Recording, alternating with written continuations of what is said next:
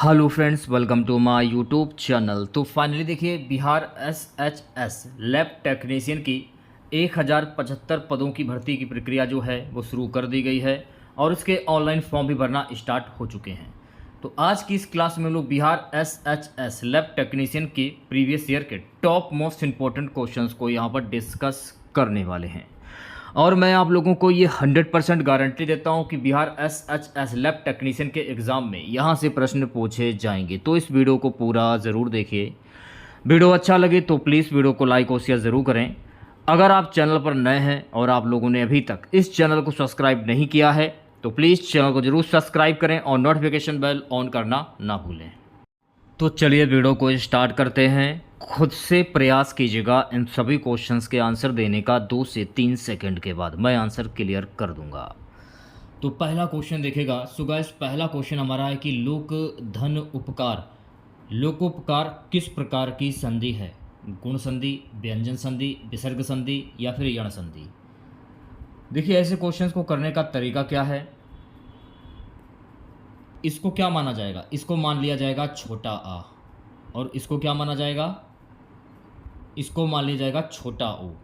तो छोटा आ प्लस छोटा ओ मिलकर क्या बना? ओ बन गया। और नियम के अनुसार ओ किस में आता है? ओ आता है गुण स्वर संधि में। तो राइट आंसर की अगर मैं बात करूं तो पहले क्वेश्चन का जो राइट आंसर जाएगा ऑप्शन नंबर ए के साथ में। अगला क्वेश्चन देखेगा सभी बच्चे।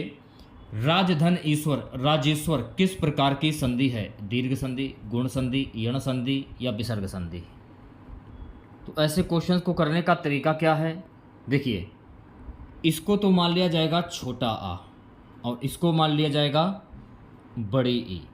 तो छोटा आ प्लस बड़ी ई मिलकर क्या बना? छोटा आ प्लस बड़ी मिलकर ए बन गया। तो ए नियम के अनुसार किस में आता है? ए आता है गुण स्वर संधि में। तो राजस्व में प्रयुक्त संधि कौन सी होगी? गुण स्वर संधि। तो दूसरे क्वेश्चंस की अगर मैं बात करूं भी तो दूसरे क्वेश्चंस का राइट आंसर क्या होगा? ऑप्शन नंबर बी करेक्ट हो जाएगा। यारे बच्चों, अगला क्वेश्चन देखेगा। अगला क्वेश्चन हमारा है नील कमल किस प्रकार का समास है? कर्मधार समास, द्वंद्व समास, बहुप्रेय समास या अव्ययभाव समास? सबसे पहले आप नील कमल का समास विग्रह कर लीजिए। तो नील कमल का समास विग्रह क्या होता है? नीला है जो कमल। अब देखिए, यहाँ पर पहला पद नीला है और दूसरा पद कमल है। तो यहाँ पर देखिए, नीले में कमल की जो है वो विशेषता बताई जा रही है। तो इसलिए जहाँ पर विशेषता बताई जाती है तो वहाँ पर कौन सा समास होता है? वहाँ पर कर्मधार समास होता है। तो तीसरे क्वेश्चंस की अगर मैं बात करूँ तो ऑप्शन नंबर एक करेक्ट हो जाएगा। देखिए, अगर आप लोगों को क्लास अच्छी लगे तो प्लीज़ क्लास को लाइक जरूर करें। दिन रात किस प्रकार का समास है? द्वंद्व समास, द्विगु समास, बहुप्रेय समास या अव्ययभाव समास? आप लोगों को पता होना चाहिए कि जहां पर योजक चिन्ह होता है वहां पर कौन सा समास होता है? तो जहां पर योजक चिन्ह हो मेरे प्यारे साथियों, वहां पर आपका द्वंद्व समास होता है। तो दिन रात में कौन सा समास होगा? द्वंद्व समास होगा। तो राइट आंसर क्या होगा? ऑप्शन नंबर एक करेक्ट हो जाएगा। और जो संख्यावाची शब्द होता है वो द्विगु समास होता है। और जहां पर किसी व्यक्ति या भगवान के नाम आ जाए, व्यक्ति या भगवान के, वहां पर बहुप्रेय समास होता है। यथा, अनु, प्रति, बड़ा आ, भर, उदहर, ये शब्द आते हैं तो वहां पर अव्ययभाव समास होता है। चलिए बढ़ते हैं नेक्स्ट क्वेश्चन की ओर। अगला क्वेश्चन देखेगा सभी बच्चे। वह चांद जैसी सुंदर है में प्रयुक्त अलंकार कौन सा होगा? उपमा अलंकार, रूपक अलंकार, अनुप्रास अलंकार या उत्प्रेक्षा अलंकार? वह चांद जैसा सुंदर है तो वहां पर कौन सा अलंकार होगा? समान धर्म के आधार पर जहां एक वस्तु की समानता या तुलना किसी दूसरी वस्तु से की जाती है तो वहां पर उपमा अलंकार होता है। अब देखिए, यहां पर चांद की जो तुलना है वो सुंदरता से की जा रही है कि वह चांद जैसी सुंदर है, यानी कोई लड़की है, उसका जो चेहरा है चांद जैसा सुंदर है। तो देखिए, लड़की का जो चेहरा है वो चांद से किया जा रहा है, यानी यहां पर तुलना की जा रही है। तो जहां पर तुलना की जाती है तो मेरे प्यारे बच्चों वहां पर उपमा अलंकार होता है। तो पांचवें क्वेश्चन की अगर मैं बात करूं तो ऑप्शन नंबर एक करेक्ट हो जाएगा। सो गाइस, अगला क्वेश्चन देखेगा छठा क्वेश्चन क्या है? छठा क्वेश्चन है वाक्य रचना में सही वाक्य चुनिए। गलत, राम बाजार गया। तो राम बाजार गया ये तो होगा नहीं, तो इसका सही वाक्य क्या होगा? जल्दी से आंसर दीजिए सभी बच्चे। तो इसका सही वाक्य क्या बनेगा? राम बाजार गया, ये इसका सही वाक्य हो जाएगा। तो छठे क्वेश्चन की अगर मैं बात करूं भी तो ऑप्शन नंबर ए करेक्ट हो जाएगा। ठीक है, बढ़ते हैं नेक्स्ट क्वेश्चन की ओर। अगला क्वेश्चन देखिएगा सभी बच्चे। अगला क्वेश्चन क्या है कि गंगा जल किस प्रकार का समास है? द्विगु समास, कर्मधार समास, बहुपर्याय समास या द्वंद्व समास? ये क्वेश्चन जो है पूर्ण रूप से गलत, क्योंकि अगर आप गंगा जल का जब आप समास विग्रह करोगे तो गंगा जल का समास विग्रह क्या होता है? गंगा का जल, और ये का जो देख रहे हो ये किस कारक की विभक्ति है? कर्म कारक की विभक्ति है। ये किस कारक की विभक्ति है? कर्म कारक की विभक्ति। यहाँ कर्म कारक की विभक्ति होती है तो वहाँ पर कौन सा समास होता है? तो मेरे प्यारे बच्चों वहाँ पर तत्पुरुष समास होता है। तो तत्पुरुष समास ऑप्शंस में ही नहीं है, यानी ये क्वेश्चन जो है गलत। तो गंगा जल में कौन सा समास होगा? तत्पुरुष समास होगा, क्योंकि का जो है ना, कर्ता ने कर्म को का, तो कर्म में जो है का जो कारक है ये कर्म कारक है। तो ये आपको ध्यान रखना है। और अगर आपसे ये पूछा जाए कि कारक के कुल कितने भेद होते हैं, तो कारक के कुल 8 भेद होते हैं। और सबसे बड़ी बात यह कि जब आप कारक को याद करोगे तो कारक का प्रयोग सबसे ज़्यादा तत्पुरुष समास में होता है, ये भी आपको ध्यान रखना है। और कारक से 2 क्वेश्चन तो हर हाल में पूछ लिए ही जाते हैं। चलिए बढ़ते हैं नेक्स्ट क्वेश्चन की ओर। अगला क्वेश्चन देखेगा, अमृत का पर्यायवाची कौन सा है? शहद, जल, सोम या दूध? तो भाई अमृत का पर्यायवाची शब्द क्या होगा? अमृत का पर्यायवाची शब्द होता है सोम। तो 8वें क्वेश्चन की अगर मैं बात करूं भी तो ऑप्शन नंबर सी करेक्ट हो जाएगा। 9वां क्वेश्चन देखेगा, कठिन का विलोम शब्द कौन सा है? सरल, कठिन, मुश्किल या कठोर? तो इसका अपोजिट करना है, यानी इसका अपोजिट यानी इसका उल्टा। तो कठिन का विलोम शब्द क्या होता है? तो मेरे प्यारे साथियों कठिन का विलोम शब्द सरल होता है। तो 9वें क्वेश्चन की अगर मैं बात करूं भी तो ऑप्शन नंबर ए करेक्ट हो जाएगा। चलिए बढ़ते हैं नेक्स्ट क्वेश्चन की ओर। सूर्यास्त में प्रयुक्त संधि का प्रकार क्या है? स्वर संधि, व्यंजन संधि, दीर्घ स्वर संधि या यण संधि? सूर्यास्त, तो ऐसे क्वेश्चन को करने का तरीका क्या है? सबसे पहले आप सूर्यास्त की संधि कर लीजिए। सूर्यास्त की संधि क्या होती है? तो मेरे प्यारे बच्चों सूर्यास्त की संधि होती है सूर्य धन अस्त। ठीक है, अब देखिए मेरी बात को ध्यानपूर्वक सुनिएगा। इसको क्या मान लिया जाएगा? इसको मान लिया जाएगा छोटा आ, और इसको भी मान लिया जाएगा छोटा आ। तो छोटा प्लस छोटा मिलकर क्या बना? बड़ा आ बन गया। तो नियम के अनुसार बड़ा आ किस में आता है? तो बड़ा आ आता है दीर्घ स्वर संधि में। तो सूर्यास्त में प्रयुक्त संधि कौन सी होगी? दीर्घ स्वर संधि हो जाएगी। तो सी ऑप्शन करेक्ट हो जाएगा। प्यारे बच्चों 11वां क्वेश्चन देखेगा, अग्नि का पर्यायवाची शब्द कौन सा है? जल, पावक, वायु, धरा? तो अग्नि का पर्यायवाची शब्द क्या होगा? तो मेरे प्यारे बच्चों अग्नि का पर्यायवाची शब्द होता है पावक। तो 11वें क्वेश्चन की अगर मैं बात करूं भी तो 11वें क्वेश्चन का जो राइट आंसर जाएगा ऑप्शन नंबर बी के साथ में। चलिए बढ़ते हैं नेक्स्ट क्वेश्चन की ओर। 12वां क्वेश्चन क्या है कि सुख का विलोम कौन सा है? दुख, शांति, आनंद, स्वास्थ्य? तो सुख का विलोम शब्द क्या होगा भाई? तो सुख का विलोम शब्द होता है मेरे प्यारे बच्चों दुख। तो 12वें क्वेश्चन की अगर मैं बात करूं भी तो ऑप्शन नंबर ए करेक्ट हो जाएगा। मुहावरे का सही अर्थ है नाक कटना, अपमानित होना, खुश होना, भाग्यशाली होना, सम्मान पाना। मान लीजिए अगर आपका बच्चा है वो बच्चा गलत संगत में पड़ गया है, उसने एक कोई ऐसा काम किया जो उसे नहीं करना चाहिए और समाज के सामने उसकी गार्जियन की जो है वो बेइज्जती हो रही है, तो इसे क्या कहोगे? यानी नाक कट गई है, इसे क्या कहोगे आप? अपमानित होना। तो भाई 13वें क्वेश्चन की अगर मैं बात करूँ भी तो 13वें क्वेश्चन का जो राइट आंसर जाएगा ऑप्शन नंबर ए के साथ में। चलिए बढ़ते हैं नेक्स्ट क्वेश्चन की और अगला क्वेश्चन देखेगा सभी बच्चे। लोकतृति, ऊंट के मुंह में जीरा, इसका अर्थ क्या होता है भाई? बहुत बड़ी चीज़ देना, बहुत छोटी चीज़ देना, उचित मात्रा देना, अधिक देना। तो ऊंट के मुंह में जीरा, इसकी लोकतृति क्या होगी भाई? तो ऊंट के मुंह में जीरा यानी बहुत छोटी चीज़ देना। यानी कि अगर आपकी कैपेसिटी खाना खाने की 10 रोटी है और आपको 2 रोटी दी जा रही हैं तो आप इसे क्या कहोगे? ऊंट के मुंह में जीरा। तो राइट आंसर की अगर मैं बात करूं भी बहुत छोटी चीज़ देना, ऑप्शन नंबर बी करेक्ट हो जाएगा। ये वाला क्वेश्चन देखेगा 15वां क्वेश्चन क्या? रिक्त स्थान की पूर्ति जिसका अंत ना हो उसे डैश क्या कहते हैं? अनंत, अमर, अजय, अखंड? तो भाई जिसका अंत ना हो उसे क्या कहते हैं? तो जिसका अंत ना हो उसको हम अनंत कहते हैं। तो 15वें क्वेश्चन की अगर मैं बात करूँ भी तो 15वें क्वेश्चन का जो राइट आंसर जाएगा ऑप्शन नंबर ए के साथ में। चलिए बढ़ते हैं नेक्स्ट क्वेश्चन की ओर। अगला क्वेश्चन देखेगा, वाक्य त्रुटि सुधारें। राम गीता पढ़ती है तो इसमें देखिए आपको त्रुटि पहचाननी है, किसमें त्रुटि है भाई। वाक्य में त्रुटि की क्या होगा, पढ़ती को पढ़ता कर दीजिए, क्योंकि राम जो है ना ये एक लड़का है ना कि लड़की। तो राम गीता पढ़ता है, तो पढ़ती को आप पढ़ता कर दीजिए, सही हो जाएगा। तो 16वें क्वेश्चन की अगर मैं बात करूँ भी, तो 16वें क्वेश्चन का राइट आंसर क्या होगा, ऑप्शन नंबर बी करेक्ट हो जाएगा। 17वां क्वेश्चन आपके स्क्रीन पर, ये रिपीट क्वेश्चन हो गया क्या, नहीं रिपीट नहीं है। नील कमल का पर्यायवाची शब्द कौन सा है, शंख, कमल, पुष्प, नीलांबुज। तो नील कमल का पर्यायवाची शब्द क्या होगा, तो भाई नील कमल का पर्यायवाची शब्द नीलांबुज होता है। तो 17वें क्वेश्चन की अगर मैं बात करूं तो ऑप्शन नंबर डी करेक्ट हो जाएगा। 18वां क्वेश्चन देखेगा। 18वां क्वेश्चन क्या है, कृत्रिम का विलोम कौन सा है, प्राकृतिक, असली, वास्तविक, मौलिक। इसका उल्टा कर दीजिए। कृत्रिम का विलोम शब्द क्या बनेगा, जब आप इसका उल्टा करोगे तो प्राकृतिक बन जाएगा। तो भाई 18वें क्वेश्चन की अगर मैं बात करूँ भी तो ऑप्शन नंबर ए करेक्ट हो जाएगा।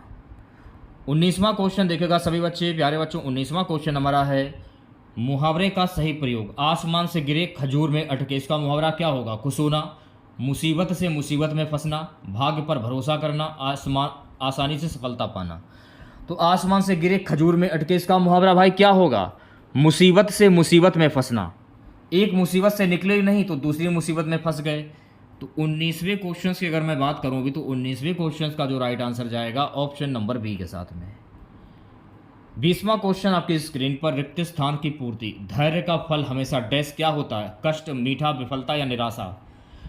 तो मेरे प्यारे बच्चों धैर्य का फल आप लोगों ने सुना होगा कहावत कि धैर्य का फल हमेशा मीठा होता है, तो ये मीठा हो जाएगा। तो 20वें क्वेश्चन की अगर मैं बात करूँ तो ऑप्शन नंबर बी करेक्ट हो जाएगा। बढ़ते हैं नेक्स्ट क्वेश्चन की ओर, प्यारे बच्चों। अगला क्वेश्चन देखेगा, बिहार के प्रसिद्ध नालंदा विश्वविद्यालय को किस शासक ने पुनः स्थापित किया था, अशोक, हर्षवर्धन, चंद्रगुप्त मौर्य, कुमारपाल। बिहार के प्रसिद्ध नालंदा विश्वविद्यालय को हर्षवर्धन के द्वारा पुनः स्थापित किया गया था। तो 21वें क्वेश्चन की अगर मैं बात करूं भी तो भाई 21वें क्वेश्चन का जो राइट आंसर जाएगा ऑप्शन नंबर बी के साथ में। बिहार के प्रसिद्ध नालंदा विश्वविद्यालय को किसने बनवाया था, तो इसे बनवाया था मेरे प्यारे बच्चों 5वीं सदी में। नाम नोट कर लीजिए किसी कॉपी पर, कुमार गुप्त के द्वारा बनवाया गया था। और इसको ध्वस्त करने वाला शासक कौन था, यानी नालंदा विश्वविद्यालय को आग लगाने वाला शासक कौन था, पूर्ण रूप से ध्वस्त कर दिया था, ये था बख्तियार खिलजी। ये नाम नोट कर लीजिए किसी कॉपी पर। क्यों जलाया था, जलन के पीछे, जलन के पीछे इसने आग लगा दी थी नालंदा विश्वविद्यालय में। कुछ भी नहीं बचा था, सारी चीज़ें राख हो गई थी, कुछ भी नहीं बचा, खंडर कर दिया था बिल्कुल एकदम। तो राइट आंसर आपका फिलहाल हर्षवर्धन होगा। बढ़ते हैं नेक्स्ट क्वेश्चन की ओर। अगला क्वेश्चन देखिएगा। अगला क्वेश्चन है मेरे प्यारे बच्चों, भारत का जो संविधान है ये कब लागू हुआ था, 26 जनवरी 1950, 15 अगस्त 1947, 26 नवंबर 1949, 1 जनवरी 1950। तो मेरे प्यारे बच्चों भारत का जो संविधान जो है ना 26 जनवरी 1950 को लागू हुआ था। तो 22वें क्वेश्चन की अगर मैं बात करूं तो 22वें क्वेश्चन का जो राइट आंसर जाएगा ऑप्शन नंबर ए के साथ में। नेक्स्ट क्वेश्चन क्या है कि विच is the longest river of Bihar. क्या पूछ रहा है कि बिहार की सबसे लंबी नदी कौन सी है, गंगा, सोन, कोसी या गंडक। तो मेरे प्यारे बच्चों बिहार की जो सबसे लंबी नदी जो है ये है गंगा नदी। तो 23वें क्वेश्चन की अगर मैं बात करूँ भी तो ऑप्शन नंबर ए करेक्ट हो जाएगा। चलिए बढ़ते हैं नेक्स्ट क्वेश्चन की ओर प्यारे बच्चों। अगला क्वेश्चन देखेगा। अगला क्वेश्चन है कि what is the approximate GDP of India in 2025। Bharat की वर्तमान 2025 जीडीपी अनुमानित कितनी है, 3 trillion dollar, 4.5 trillion dollar, 2 trillion dollar या 5 ट्रिलियन डॉलर। तो भारत की वर्तमान 2025 अनुमानित जीडीपी जो है 4.5 ट्रिलियन डॉलर। तो 24वें क्वेश्चन की अगर मैं बात करूँ भी तो ऑप्शन नंबर बी करेक्ट हो जाएगा। बढ़ते हैं नेक्स्ट क्वेश्चन की ओर प्यारे बच्चों। अगला क्वेश्चन देखेगा। When was the national health mission NHM launch. राष्ट्रीय स्वास्थ्य मिशन NHM की शुरुआत किस वर्ष में हुई थी, 2000, 2005, 2010, 2015।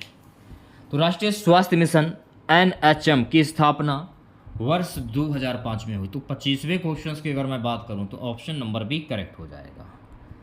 अगला क्वेश्चन देखिएगा सभी बच्चे, प्यारे बच्चों। अगला क्वेश्चन है कि which is the major mineral of Bihar. Bihar का प्रमुख खनिज कौन सा है? कोयला, लोहा, बॉक्साइट या सोना? तो बिहार का प्रमुख जो खनिज है मेरे प्यारे बच्चों, ये है कोयला, कोल। तो 26वें क्वेश्चन की अगर मैं बात करूं तो ऑप्शन नंबर 1 करेक्ट हो जाएगा। सो गाइस, अगला क्वेश्चन देखेगा, who was the first female president of India. Bharat की पहली महिला राष्ट्रपति कौन थी? प्रतिभा पाटिल, इंदिरा गांधी, सोनिया गांधी, ममता बनर्जी? तो भारत की पहली महिला जो राष्ट्रपति थी ये थी प्रतिभा पाटिल। और अगर आपसे ये पूछा जाए कि भारत की पहली महिला प्रधानमंत्री कौन थी, तो इंदिरा गांधी। तो ये भी आपको ध्यान में रखना है। बढ़ते हैं नेक्स्ट क्वेश्चन की ओर। अगला क्वेश्चन देखेगा सभी बच्चे, प्यारे बच्चों। अगला क्वेश्चन हमारा है, on the banks of which river is the Sonpur Mela held in Bihar. Bihar का सोनपुर मेला किस नदी के किनारे आयोजित होता है? गंगा, सोन, कोसी या गंडक? तो मेरे प्यारे बच्चों, बिहार का जो सोनपुर का मेला जो है ना, ये गंगा नदी के किनारे आयोजित होता है। तो 28वें क्वेश्चन की अगर मैं बात करूँ भी, तो 28वें क्वेश्चन का जो राइट आंसर जाएगा ऑप्शन नंबर ए के साथ में। चलिए बढ़ते हैं नेक्स्ट क्वेश्चन की ओर। नेक्स्ट क्वेश्चन क्या है कि भारतीय रिजर्व बैंक आरबीआई की स्थापना कब हुई थी? 1 अप्रैल 1935, 15 अगस्त 1947, 26 जनवरी 1950, 1 जुलाई 1930? तो मेरे प्यारे बच्चों, भारतीय रिजर्व बैंक की जो स्थापना है ना, 1 अप्रैल 1935 को कोलकाता में हुई थी। इसका हेडक्वार्टर कहाँ पर स्थित है? तो मेरे प्यारे बच्चों, इसका जो हेडक्वार्टर जो है ना, ये मुंबई में स्थित है। भारतीय रिजर्व बैंक के पहले गवर्नर कौन थे? अगर आप लोगों से ये पूछा जाए तो भारतीय रिजर्व बैंक के पहले गवर्नर थे सर ओसबोर्न ए स्मिथ। अगर आपसे ये पूछा जाए कि भारतीय रिजर्व बैंक के वर्तमान में गवर्नर कौन है, तो भारतीय रिजर्व बैंक के वर्तमान में गवर्नर संजय मल्होत्रा। संजय मल्होत्रा ने किसका स्थान लिया है? शक्तिकांत दास का स्थान लिया। तो ये सारे फैक्ट आपको ध्यान में रखने हैं। सो गाइस, अगला क्वेश्चन देखेगा। अगला क्वेश्चन हमारा है, where is the headquarters of the World Health Organization WHO located. यानी विश्व स्वास्थ्य संगठन WHO का मुख्यालय कहाँ पर है? Geneva, Switzerland, New York, London, Paris, France? तो विश्व स्वास्थ्य संगठन WHO का मुख्यालय जिनेवा, स्विट्जरलैंड में है। तो 30 क्वेश्चंस की अगर मैं बात करूं भी, तो ऑप्शन नंबर 1 करेक्ट हो जाएगा। अगला क्वेश्चन देखेगा सभी बच्चे, प्यारे बच्चों। अगला क्वेश्चन हमारा, विश्व स्वास्थ्य कार्यक्रम का मुख्य उद्देश्य क्या है? What is the main objective of Bihar health programme. केवल ग्रामीण क्षेत्रों में स्वास्थ्य सेवाओं का विस्तार, केवल शहरी क्षेत्रों में अस्पताल बनाना, केवल महिलाओं को स्वास्थ्य सुविधाएं देना, दवा उत्पादन बढ़ाना? तो बिहार स्वास्थ्य कार्यक्रम का मुख्य उद्देश्य क्या है? ग्रामीण क्षेत्रों में स्वास्थ्य सेवाओं का विस्तार। तो 31वें क्वेश्चन की अगर मैं बात करूं भी, तो 31वें क्वेश्चन का जो राइट आंसर जाएगा मेरे प्यारे बच्चों, ऑप्शन नंबर ए के साथ में। नेक्स्ट क्वेश्चन देखेगा। सो गाइस, अगला क्वेश्चन हमारा है कि where was the first Ayushman Bharat scheme centre opened in India. यानी भारत का पहला आयुष्मान भारत योजना केंद्र जो है, ये कहाँ खोला गया था? मुंबई, पटना, नई दिल्ली या बेंगलोर? तो मेरे प्यारे बच्चों, भारत का पहला आयुष्मान भारत योजना केंद्र जो है ना, ये पटना में खोला गया था। तो 32वें क्वेश्चन की अगर मैं बात करूं भी, तो ऑप्शन नंबर बी करेक्ट हो जाएगा। चलिए बढ़ते हैं नेक्स्ट क्वेश्चन की ओर। अगला क्वेश्चन देखेगा, विश्व बैंक यानी वर्ल्ड बैंक भारत में स्वास्थ्य परियोजनाओं के लिए किस प्रकार की सहायता देता है? What type of support does the World Bank provide for health project in India? वित्तीय सहायता, केवल तकनीकी सहायता, केवल मानव संसाधन, केवल दवाइयाँ? तो किस प्रकार की सहायता देता है? वित्तीय सहायता। तो 33वें क्वेश्चन की अगर मैं बात करूँ भी, तो 33वें क्वेश्चन का जो राइट आंसर जाएगा ऑप्शन नंबर ए के साथ में। नेक्स्ट क्वेश्चन आपकी स्क्रीन पर। सो गाइस, अगला क्वेश्चन हमारा है, in which year was national Ayurveda scheme started in India. Bharat में राष्ट्रीय आयुर्वेदिक योजना किस वर्ष शुरू हुई थी? 1945, 1952, 1960, 1970? तो भारत में राष्ट्रीय आयुर्वेदिक योजना जो है ना, वर्ष 1952 में शुरू हुई थी।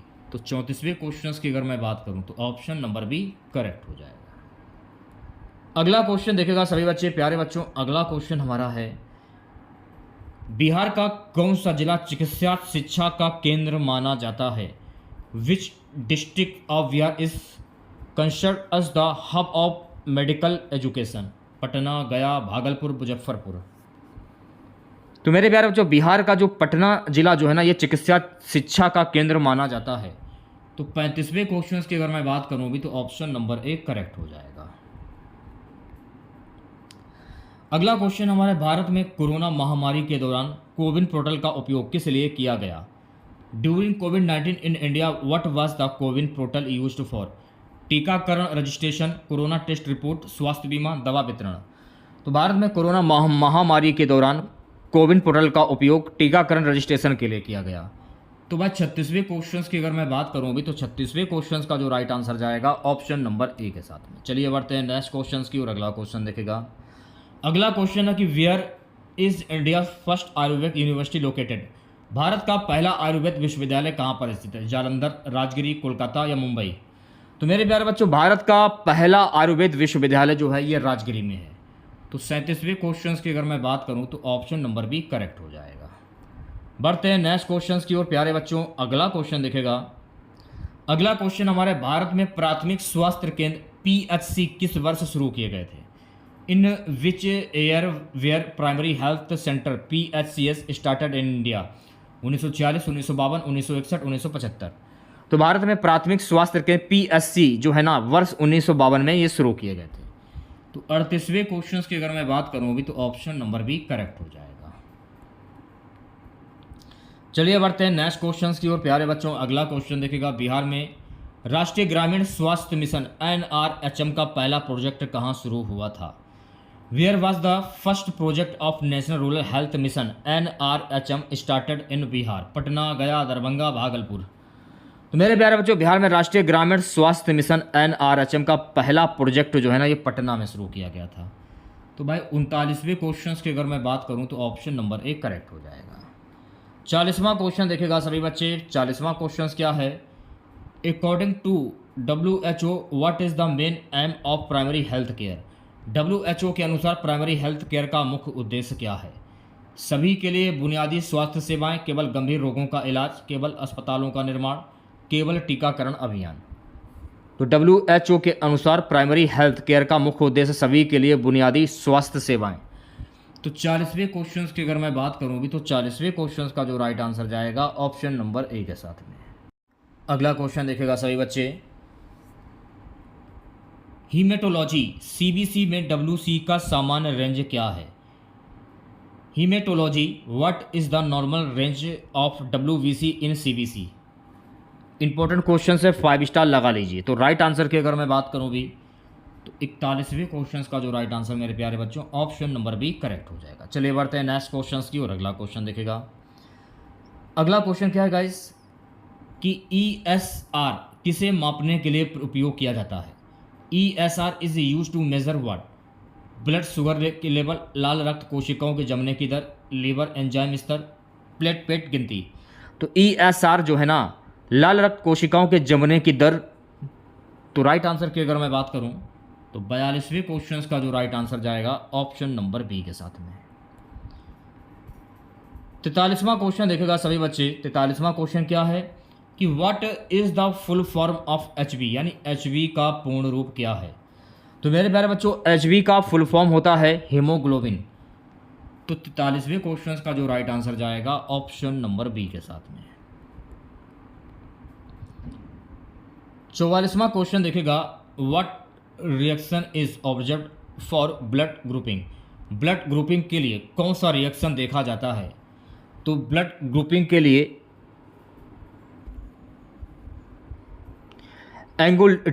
एंग्लूटिनेशन रिएक्शन देखा जाता है। तो 44 क्वेश्चंस की अगर मैं बात करूं भी, तो ऑप्शन नंबर ए करेक्ट हो जाएगा। चलिए बढ़ते हैं नेक्स्ट क्वेश्चंस की ओर प्यारे बच्चों। अगला क्वेश्चन देखेगा। अगला क्वेश्चन क्या है कि ब्लड शुगर टेस्ट के लिए आमतौर पर कौन सा एंटीकोआगुलेट इस्तेमाल होता है? Which anticoagulant is commonly used for blood sugar test? तो ब्लड शुगर टेस्ट के लिए आमतौर पर सोडियम फ्लोराइड एंटीकोआगुलेट इस्तेमाल होता है। तो राइट आंसर की अगर मैं बात करूं तो 45 क्वेश्चंस का जो राइट आंसर जाएगा ऑप्शन नंबर सी के साथ में। चलिए बढ़ते हैं नेक्स्ट क्वेश्चंस की और अगला क्वेश्चन देखेगा। अगला क्वेश्चन है लीवर फंक्शन टेस्ट में ALT का प्रयोग किस लिए किया जाता है? किडनी कार्यक्षमता, यकृत कोशिकाओं की चोट, ब्लड शुगर, लिपिड चयापचय? तो मेरे प्यारे बच्चों, लीवर फंक्शन टेस्ट में ALT का प्रयोग यकृत कोशिकाओं की चोट के लिए किया जाता है। तो 46वें क्वेश्चन की अगर मैं बात करूँ भी तो ऑप्शन नंबर बी करेक्ट हो जाएगा। चलिए बढ़ते हैं नेक्स्ट क्वेश्चन की ओर। प्यारे बच्चों अगला क्वेश्चन देखिएगा, क्रिटिकाइन का परीक्षण किस अंग की कार्य क्षमता दिखाती है? Creatinine test indicates the function of which organ? यकृत, गुर्दा, हृदय या फेफड़े? गुर्दा।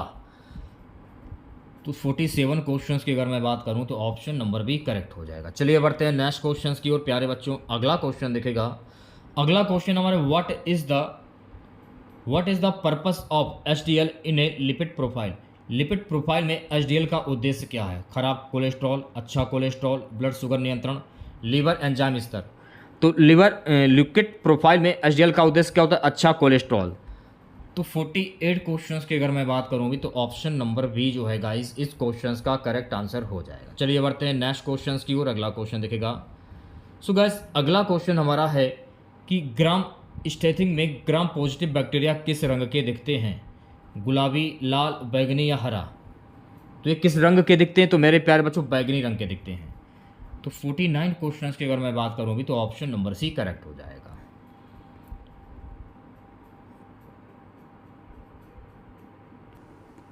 क्वेश्चन है guys, culture and sensitivity test का मुख्य उद्देश्य क्या है? What is the main purpose of culture of sensitivity test?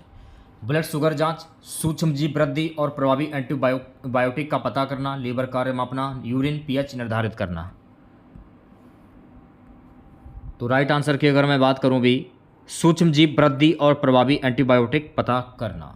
तो 50 क्वेश्चंस की अगर मैं बात करूं भी तो ऑप्शन नंबर बी जो है इस क्वेश्चंस का करेक्ट आंसर हो जाएगा। चलिए बढ़ते हैं नेक्स्ट क्वेश्चंस की ओर। प्यारे बच्चों अगला क्वेश्चन देखेगा, अगला क्वेश्चन है गाइस कि विडाल टेस्ट किस रोग के लिए किया जाता है? मलेरिया, टाइफाइड, हेपेटाइटिस या तपेदिक? तो मेरे प्यारे बच्चों विडाल टेस्ट जो है ना ये टाइफाइड के लिए किया जाता है। तो 51 क्वेश्चंस की अगर मैं बात करूँ भी तो ऑप्शन नंबर बी करेक्ट हो जाएगा। नेक्स्ट क्वेश्चन देखेगा, VDRL टेस्ट किसका परीक्षण करता है? VDR test in used to detect HIV, syphilis, hepatitis B या मलेरिया? तो VDRL टेस्ट जो है ना गाइस ये सिफिलिस परीक्षण करता है। तो 52 क्वेश्चंस की अगर मैं बात करूँ भी तो 52 क्वेश्चंस का जो राइट आंसर जाएगा ऑप्शन नंबर बी के साथ में। नेक्स्ट क्वेश्चन देखेगा, सो गाइस अगला क्वेश्चन हमारा है कि एलिसा का पूरा नाम क्या है? What is the full form of ELISA? तो एलिसा का पूरा नाम क्या होता है? तो एलिसा का पूरा नाम होता है एंजाइम लिंक्ड इम्यून सपोर्ट। अच्छा, तो राइट आंसर की अगर मैं बात करूं तो 53 क्वेश्चंस का जो राइट आंसर जाएगा ऑप्शन नंबर ए के साथ में। अगला क्वेश्चन देखेगा, यूरिन में शुगर की उपस्थिति का नाम क्या है? तो मेरे प्यारे बच्चों यूरिन में शुगर की उपस्थिति का नाम है ग्लाइकोसूरिया। तो 54 क्वेश्चंस की अगर मैं बात करूं भी तो 54 क्वेश्चंस का जो राइट आंसर जाएगा ऑप्शन नंबर बी के साथ में। बढ़ते हैं नेक्स्ट क्वेश्चंस की ओर। अगला क्वेश्चन देखेगा, स्टॉल में ऑक्सलेट ब्लड का परीक्षण किस लिए किया जाता है? डायबिटीज, जठरांत्र संबंधी रक्तस्राव, किडनी इन्फेक्शन, लीवर रोग? तो किस लिए किया जाता है? तो मेरे प्यारे बच्चों ये किया जाता है जठरांत्र संबंधी रक्तस्राव। तो राइट आंसर की अगर मैं बात करूँ तो 55 क्वेश्चंस का जो राइट आंसर जाएगा ऑप्शन नंबर बी के साथ में। चलिए बढ़ते हैं नेक्स्ट क्वेश्चंस की ओर। अगला क्वेश्चन देखेगा, सो गाइस अगला क्वेश्चन हमारा है कि सैंपल कलेक्शन के लिए कौन सा उपकरण सबसे सुरक्षित माना जाता है? खुला कंटेनर, स्टेराइज सुई या ट्यूब, लकड़ी की छड़ी या कपड़ा? तो सैंपल कलेक्शन के लिए स्टेराइल सुई या ट्यूब को सबसे सुरक्षित माना जाता है। तो 56 क्वेश्चंस की अगर मैं बात करूं भी तो ऑप्शन नंबर बी करेक्ट हो जाएगा। चलिए बढ़ते हैं नेक्स्ट क्वेश्चंस की ओर। अगला क्वेश्चन देखेगा सभी बच्चे। प्यारे बच्चों अगला क्वेश्चन हमारा, ब्लड का सही हैंडलिंग तापमान क्या होना चाहिए? What is the proper handling temperature for blood? तो ब्लड का सही हैंडलिंग तापमान क्या होना चाहिए? 0-4 डिग्री सेल्सियस से 0-4 डिग्री सेल्सियस। तो राइट आंसर की अगर मैं बात करूं तो 57 क्वेश्चंस का जो राइट आंसर जाएगा ऑप्शन नंबर ए के साथ में। अगला क्वेश्चन देखिएगा, प्लेटलेट काउंट सामान्य रूप से किस सीमा में होना चाहिए? तो प्लेटलेट काउंट जो है ना ये 1,50,000 से 4 लाख में होना चाहिए। तो राइट आंसर की अगर मैं बात करूं तो राइट आंसर इस क्वेश्चन का क्या होगा? ऑप्शन नंबर बी जो है इस क्वेश्चन का करेक्ट आंसर हो जाएगा। चलिए बढ़ते हैं नेक्स्ट क्वेश्चन की ओर। अगला क्वेश्चन देखिएगा। अगला क्वेश्चन है गाइस कि ब्लड सैंपल में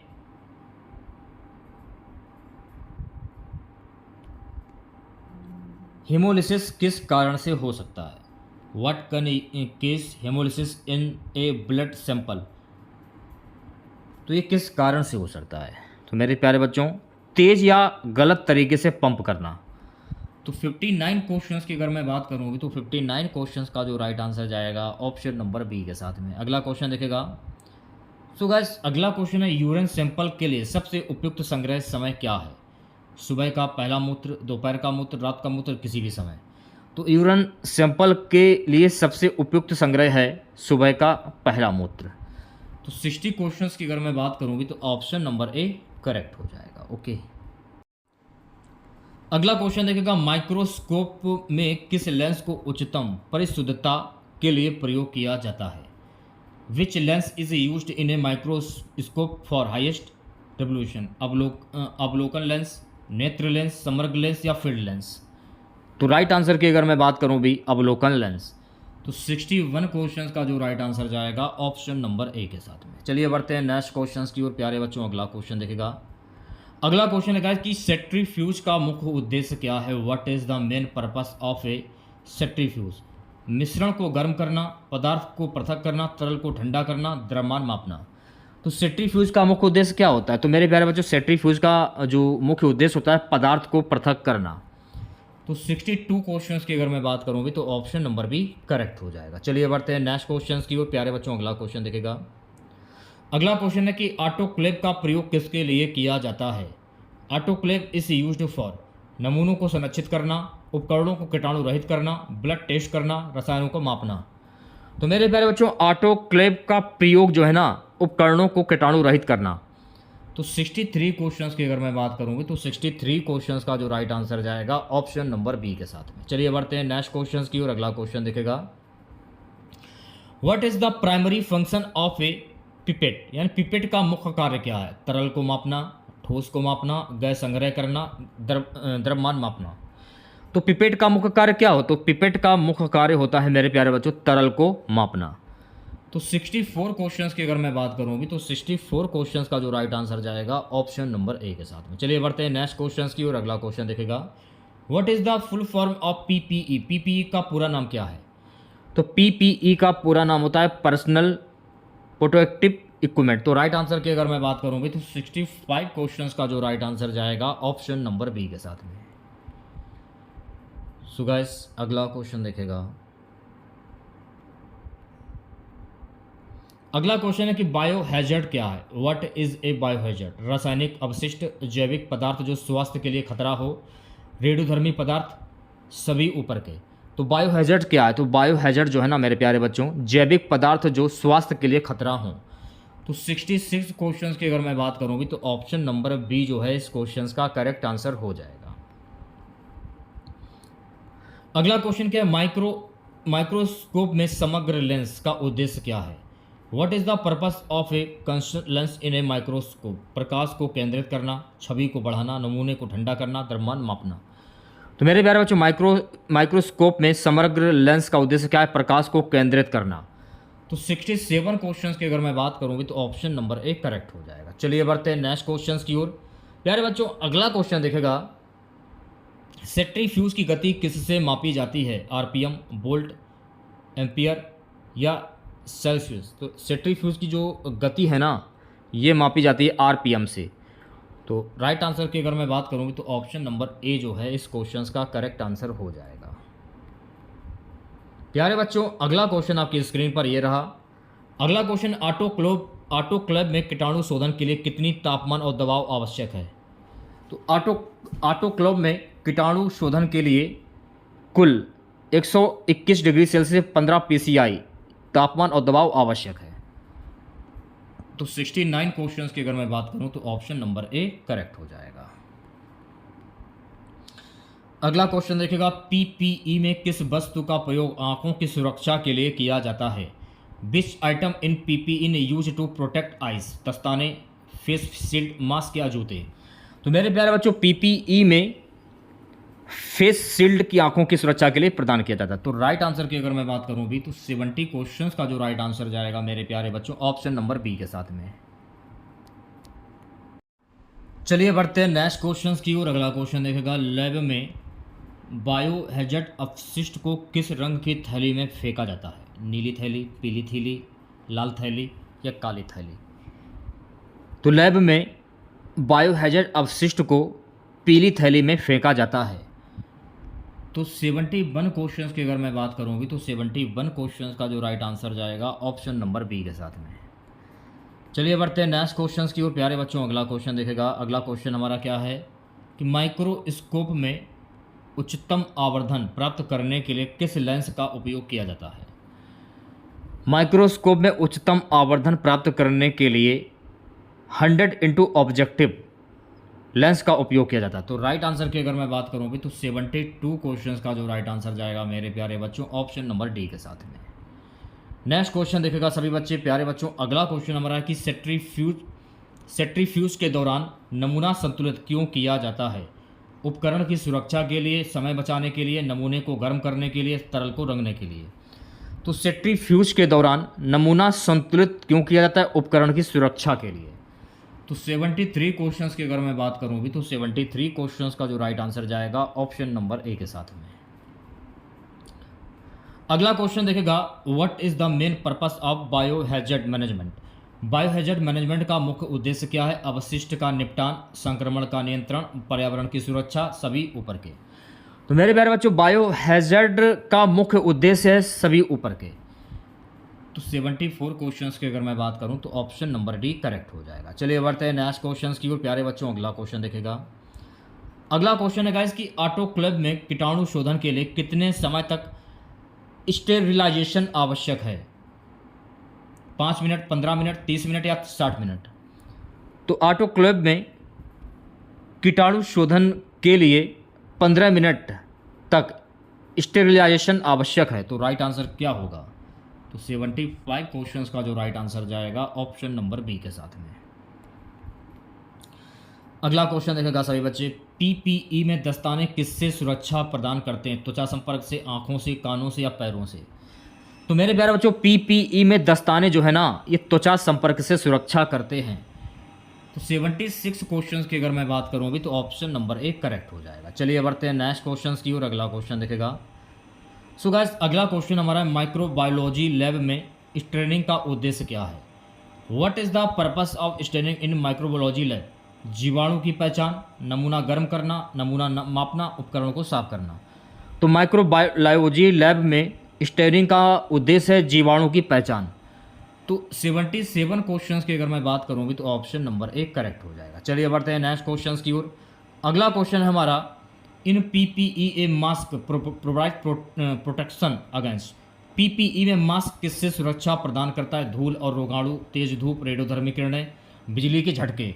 तो मेरे प्यारे बच्चों पीपीई में मास्क जो है ना धूल और रोगाणु को सुरक्षा प्रदान करते हैं। तो 78 क्वेश्चंस की अगर मैं बात करूँगी तो ऑप्शन नंबर ए करेक्ट हो जाएगा। चलिए बढ़ते हैं नेक्स्ट क्वेश्चंस की ओर। अगला क्वेश्चन देखेगा, अगला क्वेश्चन है हमारा, which step is most important in a sample handling? Sample handling में कौन सा कदम सबसे महत्वपूर्ण है? सही लेबलिंग, नमूने को गर्म करना, नमूने को रंगना, नमूने को फेंकना। तो सैंपल हैंडलिंग में सही लेबलिंग कदम सबसे महत्वपूर्ण है। तो 79 क्वेश्चंस की अगर मैं बात करूँगी तो 79 क्वेश्चंस का जो राइट आंसर जाएगा ऑप्शन नंबर ए के साथ में। नेक्स्ट क्वेश्चन देखिएगा, हाउ इज बायोहैजर्ड वेस्ट डिस्पोज? बायोहैजर्ड अपशिष्ट का निपटान किस प्रकार किया जाता है? जलाना, लैंडफिल, रिसाइकलिंग, ऊपर के सभी? ऊपर के सभी। 80 क्वेश्चंस की अगर मैं बात करूँ भी तो ऑप्शन नंबर डी करेक्ट हो जाएगा। सो गाइस नेक्स्ट क्वेश्चन देखेगा, अगला क्वेश्चन हमारा, which part of the heart pumps blood to the lungs? हृदय का कौन सा भाग रक्त के फेफड़ों में पंप करता है? बायालिन, दायालिन, बायालिन, दायानिलय। तो मेरे प्यारे बच्चों हृदय का जो दायानिलय जो है ना ये फेफड़ों में पंप करता है। तो राइट आंसर की अगर मैं बात करूँगी तो 81 क्वेश्चंस का जो राइट आंसर जाएगा ऑप्शन नंबर डी के साथ में। अगला क्वेश्चन आपकी स्क्रीन पर। सो गाइस अगला क्वेश्चन हमारा है, which is the longest bone in the human body? मानव शरीर में सबसे लंबी हड्डी कौन सी होती है? ह्यूमरस, फीमर, टिबिया या रेडियस? तो मेरे प्यारे बच्चों, मानव शरीर में सबसे लंबी जो हड्डी होती है ये फीमर, इसको हम कहते हैं। तो 82 क्वेश्चंस की अगर मैं बात करूँगी तो ऑप्शन नंबर बी करेक्ट हो जाएगा। चलिए बढ़ते हैं नेक्स्ट क्वेश्चंस की ओर प्यारे बच्चों। अगला क्वेश्चन देखेगा, मानव शरीर में हीमोग्लोबिन का मुख्य कार्य क्या है? What is the main function of haemoglobin in human body? रक्त को गाढ़ा करना, ऑक्सीजन का परिवहन, रोग प्रतिरोधक क्षमता बढ़ाना, पाचन में मदद। तो मानव शरीर में हीमोग्लोबिन का मुख्य कार्य है ऑक्सीजन का परिवहन। तो 83 क्वेश्चंस की अगर मैं बात करूंगी तो ऑप्शन नंबर बी जो है गाइस इस क्वेश्चंस का करेक्ट आंसर हो जाएगा। चलिए बढ़ते हैं नेक्स्ट क्वेश्चंस की ओर। अगला क्वेश्चन देखेगा, डायबिटीज का मुख्य लक्षण क्या है? What is the main symptoms of diabetes? अधिक प्यास, उच्च रक्तचाप, कम वजन, त्वचा का रंग बदलना। तो डायबिटीज का मुख्य लक्षण है अधिक प्यास। तो भाई राइट आंसर की अगर मैं बात करूंगी तो 84 क्वेश्चंस का जो राइट आंसर जाएगा ऑप्शन नंबर ए के साथ में। नेक्स्ट क्वेश्चन देखेगा, which is the largest organ in the human body? मानव शरीर में सबसे बड़ा अंग कौन सा है? यकृत, हृदय, त्वचा, मस्तिष्क। तो मानव शरीर में सबसे बड़ा जो अंग होता है मेरे प्यारे बच्चों ये त्वचा। तो 85 क्वेश्चंस की अगर मैं बात करूंगी तो ऑप्शन नंबर सी करेक्ट हो जाएगा। अगला क्वेश्चन क्या है, what is the normal pH value of blood? रक्त का सामान्य पीएच मान क्या होता है? 6.8, 7.4, 7.0, 8.0। तो रक्त का सामान्य पीएच मान कितना होता है भाई? 7.4।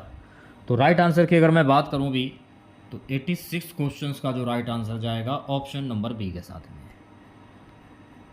सो guys next question, which reaction also in the body due to allergy?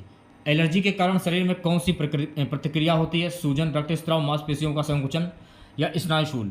तो एलर्जी के कारण मानव शरीर में सूजन होती है। तो राइट आंसर क्या होगा? तो 87 क्वेश्चंस का जो राइट आंसर जाएगा ऑप्शन नंबर ए के साथ में। चलिए बढ़ते हैं नेक्स्ट क्वेश्चंस की ओर। अगला क्वेश्चन देखेगा, सामान्य रक्त परीक्षण में सीबीसी का क्या अर्थ है भाई? What does CBC stand for in a written blood test? Complete blood count. तो राइट आंसर की अगर मैं बात करूंगी तो 88 क्वेश्चंस का जो राइट आंसर जाएगा ऑप्शन नंबर ए के साथ में। चलिए बढ़ते हैं नेक्स्ट क्वेश्चंस की ओर। अगला क्वेश्चन देखेगा सभी बच्चे। अगला क्वेश्चन है, स्वच्छता के लिए हाथ धोते समय कितने सेकंड तक साबुन का उपयोग करना चाहिए? 5 सेकंड, 10 सेकंड, 20 सेकंड या 30 सेकंड? तो स्वच्छता के लिए हाथ धोते समय 20 सेकंड तक साबुन का उपयोग करना चाहिए। तो 89 क्वेश्चंस की अगर मैं बात करूं तो ऑप्शन नंबर सी करेक्ट हो जाएगा। सो गाइस नेक्स्ट क्वेश्चन देखेगा, अगला क्वेश्चन हमारा, which organ continues and most water in human body? मानव शरीर में सबसे अधिक पानी किस अंग में होता है? हृदय, मस्तिष्क, यकृत या फेफड़े? तो मानव शरीर में सबसे अधिक पानी जो है ना मस्तिष्क में होता है, ब्रेन जिसे हम कहते हैं। तो 90 क्वेश्चंस की अगर मैं बात करूं भी तो ऑप्शन नंबर बी करेक्ट हो जाएगा। अगला क्वेश्चन हमारा, what is the main function of plates in blood? रक्त में प्लेट्स का मुख्य कार्य क्या? ऑक्सीजन का परिवहन, रक्तस्राव रोकना, रोग प्रतिरोधक क्षमता बढ़ाना, पोषक का परिवहन। तो रक्त में प्लेट्स का मुख्य कार्य क्या? रक्तस्राव रोकना। तो भाई 91 क्वेश्चंस की अगर मैं बात करूंगी तो ऑप्शन नंबर बी जो है इस क्वेश्चंस का करेक्ट आंसर हो जाएगा। ठीक है, नेक्स्ट क्वेश्चन देखेगा, एलिसा टेस्ट किस प्रकार के संक्रमण की पहचान करता है? ELISA test in used to detect which type of infection? Bacterial, virus, fungal, सभी प्रकार। तो मेरे प्यारे बच्चों एलिसा टेस्ट जो है ना ये सभी प्रकार के संक्रमण की पहचान करता है। तो 92 क्वेश्चंस की अगर मैं बात करूं तो ऑप्शन नंबर डी करेक्ट हो जाएगा। अगला क्वेश्चन है, what is the main function of liver in human body? मानव शरीर में लीवर का मुख्य कार्य क्या है? पाचन में सहायता, रक्त की सफाई, ऊर्जा भंडारण, सभी ऊपर के। तो मानव शरीर में लीवर का मुख्य कार्य क्या है? ऊपर के सभी। तो 93 क्वेश्चंस की अगर मैं बात करूँ भी तो ऑप्शन नंबर डी करेक्ट हो जाएगा। चलिए बढ़ते हैं नेक्स्ट क्वेश्चंस की ओर प्यारे बच्चों। अगला क्वेश्चन देखेगा, which measure is most effective of infection control? संक्रमण नियंत्रण के लिए कौन सा उपाय सबसे प्रभावी है? दस्ताने पहनना, हाथ धोना, मास्क पहनना, ऊपर के सभी। ऊपर के सभी। तो 94 क्वेश्चंस की अगर मैं बात करूं तो ऑप्शन नंबर डी करेक्ट हो जाएगा। चलिए बढ़ते हैं नेक्स्ट क्वेश्चंस की और अगला क्वेश्चन देखेगा, मानव शरीर में किस अंग में मूत्र का निर्माण होता है? In which organ of human body is urine formed? मूत्राशय, गुर्दा, यकृत या बड़ी आंत? तो मेरे प्यारे बच्चों मानव शरीर में रक्त में प्रोटीन की मात्रा प्रभावित होता है। तो राइट आंसर की अगर मैं बात करूं भी 95 में गुर्दा हो जाएगा मेरे हिसाब से, किडनी इसे कहते हैं। तो ऑप्शन नंबर बी करेक्ट हो जाएगा। सो गाइस नेक्स्ट क्वेश्चन आपकी स्क्रीन पर,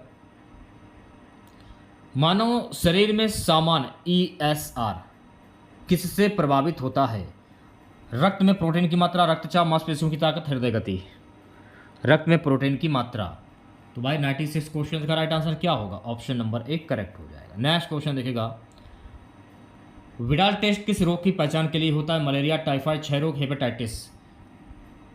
तो ये रिपीटेड क्वेश्चन हो गया, टाइफाइड। तो ऑप्शन नंबर बी करेक्ट हो जाएगा। नेक्स्ट क्वेश्चन देखिएगा सभी बच्चे, मानव शरीर में ऑक्सीजन का मुख्य परिवहन कौन करता है? प्लेटलेट्स, हीमोग्लोबिन, प्लाज्मा या लिम्फ। तो मानव शरीर में ऑक्सीजन का मुख्य परिवहन जो है ना गाइस, ये करता है हीमोग्लोबिन। तो 98 क्वेश्चंस की अगर मैं बात करूं तो ऑप्शन नंबर बी करेक्ट हो जाएगा। चलिए बढ़ते हैं नेक्स्ट क्वेश्चंस की और अगला क्वेश्चन देखेगा, स्टूल एनालिसिस के दौरान सबसे अधिक कौन सा परीक्षण किया जाता है? शारीरिक परीक्षण, रासायनिक परीक्षण, सूक्ष्मजीव परीक्षण या ऊपर के सभी।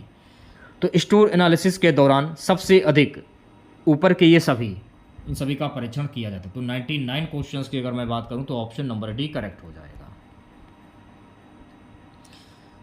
अगला क्वेश्चन है, स्वच्छता और संक्रमण नियंत्रण के लिए कौन सी विधि सबसे महत्वपूर्ण मानी जाती है? हाथ धोना, मास्क पहनना, दस्ताने पहनना, सैनिटाइजर का उपयोग। स्वच्छता और संक्रमण नियंत्रण के लिए हाथ धोना ये महत्वपूर्ण विधि मानी जाती है। तो 100 क्वेश्चंस की अगर मैं बात करूं तो ऑप्शन नंबर 1 करेक्ट हो जाएगा। तो कैसी लगी क्लास आप लोगों को कमेंट बॉक्स में जरूर बताइएगा।